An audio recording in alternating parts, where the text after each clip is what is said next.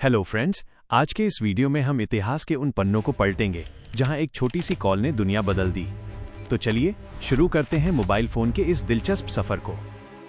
हमारी कहानी आज के स्मार्टफोन से नहीं बल्कि 150 साल पीछे से शुरू होती है। साल 1876 में अलेक्जेंडर ग्राहम बेल ने टेलीफोन का आविष्कार किया, जिन्हें 7 मार्च 1876 को अमेरिका में पेटेंट प्राप्त हुआ था और 10 मार्च 1876 को बोस्टन, मैसाचुसेट्स में पहली सफल टेलीफोन कॉल के दौरान बेल ने अपने सहायक थॉमस वॉटसन से कहा था, mister Watson, come here, I want to see you. ये पहली बार था जब इंसानी आवाज बिजली के तारों के जरिए एक जगह से दूसरी जगह पहुंची थी। शुरुआत में टेलीफोन एक लग्जरी था, जहां आपको ऑपरेटर को कॉल लगाकर नंबर जुड़वाना पड़ता था। धीरे धीरे रोटरी डायल वाले फोन आए और फिर पुश बटन वाले। टेलीफोन ने पहली बार इंसान की आवाज को मीलों दूर पहुंचाया, लेकिन हम अभी भी तारों से बंधे थे। आपको जानकर हैरानी होगी कि टेलीफोन के आविष्कारक अलेक्जेंडर ग्राहम बेल कभी नहीं चाहते थे कि लोग फोन पर हेलो बोलें। वो चाहते थे कि लोग अहॉय बोलकर बातचीत शुरू करें, जो उस समय जहाजों पर इस्तेमाल किया जाने वाला एक शब्द था। तो फिर सवाल उठता है, हेलो कहां से आया? इसका श्रेय जाता है महान आविष्कारक थॉमस एडिसन को। शुरुआती टेलीफोन लाइनों में बहुत शोर होता था और हेलो की ध्वनि इतनी शक्तिशाली थी कि वो शोर के बीच भी पहचानी जा सकती थी। थॉमस एडिसन 1877 में पिट्सबर्ग की central district and printing telegraph company को लिखे एक पत्र में इसका सुझाव दिया था। 28 जनवरी 1878 को अमेरिका के कनेक्टिकट के न्यू हेवन में जॉर्ज कॉय द्वारा दुनिया का पहला व्यावसायिक टेलीफोन एक्सचेंज की शुरुआत के साथ ही हेलो इतना लोकप्रिय हुआ कि इसने अहॉय को पीछे छोड़ दिया। एक पुरानी इंटरनेट पर फैली अफवाह यह भी है कि हेलो ग्राहम बेल की प्रेमिका का नाम था, पर असल में ग्राहम बेल की प्रेमिका का नाम मैबल गार्डिनर हबर्ड था, जो आगे चलकर ग्राहम बेल की पत्नी बनी। जब दुनिया टेलीफोन पर बात करना सीख चुकी थी, तब पर्दे के पीछे एक और क्रांति पक रही थी। 1969 में अमेरिकी रक्षा विभाग की संस्था आरपा द्वारा विकसित किया गया ARPANET, जो इंटरनेट का शुरुआती रूप था। इसका मुख्य उद्देश्य एक ऐसा नेटवर्क बनाना था जिससे कंप्यूटर एक दूसरे से डेटा साझा कर सकें, भले ही वे अलग अलग जगहों पर हों। 29 अक्टूबर 1969 को university of California, Los Angeles UCLA और स्टैनफोर्ड रिसर्च इंस्टीट्यूट के बीच पहला संदेश भेजा गया था।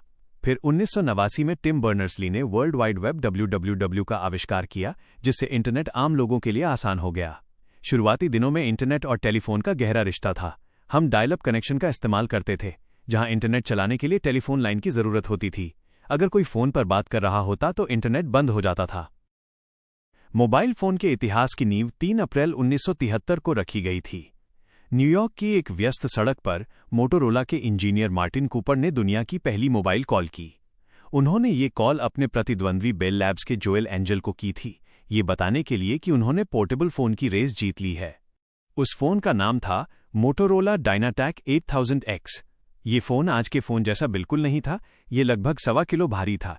इसकी लंबाई 9 इंच थी और इसे द ब्रिक या ईंट कहा जाता था। सोचिए, उस समय इसे चार्ज होने में 10 घंटे लगते थे और आप इससे केवल 30 से 35 मिनट ही बात कर सकते थे।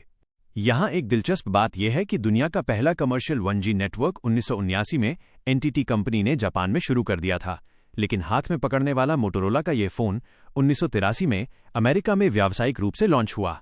उस समय इसकी कीमत लगभग $4000 थी। ये उस समय केवल रईसों के पास ही होता था। यह 1G फर्स्ट जनरेशन का दौर था, जहां केवल एनालॉग सिग्नल्स पर वॉइस कॉल संभव थी। 90 के दशक की शुरुआत में दुनिया ने 2G और GSM तकनीक की ओर कदम बढ़ाया।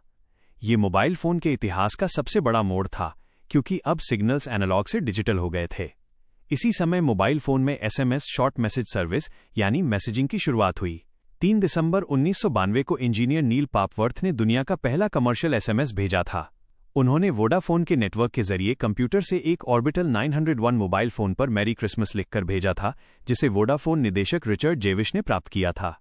यह ऐतिहासिक संदेश यूनाइटेड किंगडम से भेजा गया था। इसी दौर में फिनलैंड की कंपनी नोकिया ने बाजार में कदम रखा और पूरी दुनिया पर छा गई। नोकिया 1011 पहला बड़े पैमाने पर उत्पादित GSM फोन था।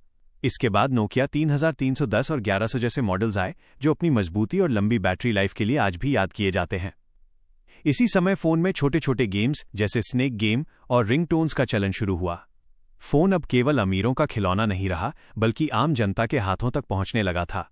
मोटोरोला ने भी स्टार TAC लॉन्च किया, जो दुनिया का पहला फ्लिप फोन था, जिसने फोन को कूल और फैशनेबल बना दिया। 90 के दशक के अंत तक मोबाइल फ़ोन में बेसिक ब्राउजिंग और कैमरों की शुरुआत हो चुकी थी। असली बदलाव की शुरुआत 2002 में हुई, जब ब्लैकबेरी 5810 ने वायरलेस ईमेल और वॉइस कॉलिंग को एक साथ पेश कर कॉर्पोरेट जगत में तहलका मचा दिया। अब दफ्तर हमारी जेब में था। तकनीकी दुनिया में एक बड़ा मोड़ तब आया जब 2005 में गूगल ने एंड्रॉयड इंक को खरीद लिया। गूगल का ये कदम भविष्य में मोबाइल ऑपरेटिंग सिस्टम की पूरी परिभाषा बदलने वाला था। लेकिन असली विस्फोट होना अभी बाकी था। 9 जनवरी 2007 को सैन फ्रांसिस्को के एक मंच पर स्टीव जॉब्स ने आईफोन को दुनिया के सामने पेश किया। आईफोन ने फिजिकल बटन वाले कीपैड के युग को खत्म कर फुल टच स्क्रीन के दौर की नींव रखी। इसके ठीक एक साल बाद 2008 में गूगल ने अपना पहला एंड्रॉयड फ़ोन बाजार में उतारा। जहां आईफोन एक प्रीमियम अनुभव था, वहीं एंड्रॉयड ने इस तकनीक को हर बजट के लोगों तक पहुंचा दिया। इसी समय के आसपास 3G तकनीक के आने से फ़ोन पर वीडियो देखना और तेज़ इंटरनेट चलाना संभव हुआ, और यहीं से ऐप्स की दुनिया शुरू हुई जिसने हमारे काम करने का तरीका बदल दिया। 2010 के बाद 4G LTE ने दुनिया की रफ्तार बदल दी। जहां एक तरफ एप्पल अपनी प्रीमियम पहचान बना रहा था, वहीं दक्षिण कोरियाई कंपनी सैमसंग ने अपनी गैलेक्सी सीरीज के साथ पूरी दुनिया के स्मार्टफोन मार्केट को हिलाकर रख दिया। सैमसंग ने ही फैबलेट यानी बड़ी स्क्रीन वाले फ़ोन का ट्रेंड शुरू किया और आज अपनी S सीरीज के जरिए दुनिया भर में अपनी पहचान बनाई। अब मोबाइल फ़ोन सिर्फ बात करने का जरिया नहीं, बल्कि सिनेमा हॉल, बैंक, ऑफिस और गेमिंग कंसोल बन गया। इंस्टाग्राम, व्हाट्सएप और यूट्यूब जैसे प्लेटफॉर्म्स ने मोबाइल को सोशल लाइफ का केंद्र बना दिया। फ़ोन के कैमरे इतने एडवांस हो गए कि उन्होंने प्रोफेशनल कैमरों की जगह लेना शुरू कर दिया। फिर आया 5G का दौर, जिसने डेटा की स्पीड को गीगाबिट्स में पहुंचा दिया। आज हमारे पास फोल्डेबल फ़ोन हैं जिन्हें हम किताब की तरह मोड़ सकते हैं।